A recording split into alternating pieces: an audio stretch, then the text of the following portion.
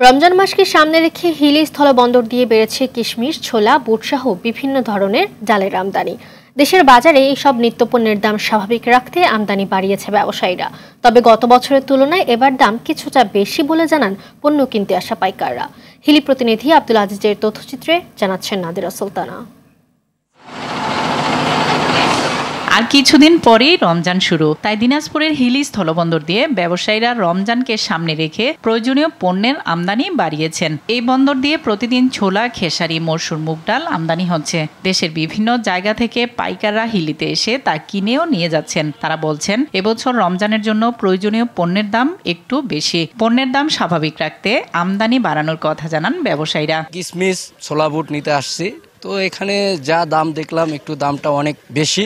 বাজারটা মনে হচ্ছে একটু ঊর্ধ্বগতি। আমদানিকারকরা ব্যাপকভাবে এই ডালের আমদানি করছে। আশা করা যায় রমজান মাসে বাজার স্থিতিশীল থাকবে। এদিকে আমদানি বাড়ায় বন্দরে কর্মরত শ্রমিকদের আয় রোজগারও বেড়েছে। কাজকাম ভালো হচ্ছে, দিনপথ আমাদের ইনশাল্লাহ ভালো যাচ্ছে। আগের থেকে মনে হয় আশা করা যায় এখন টিপ বেশি বৃদ্ধি হবে।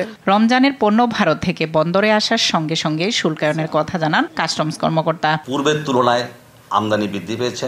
কাস্টমসের সার্বিক দ্রুততার সহিত উক্ত পণ্যগুলোর শুল্কায়ন সম্পন্ন করি। রমজান মাসে নিত্যপণ্যের বাজার দর স্বাভাবিক রাখতে আমদানি বাড়ানোর পাশাপাশি প্রশাসনের নজরদারির দাবি সাধারণ মানুষের। নাদিরা সুলতানা, RTV।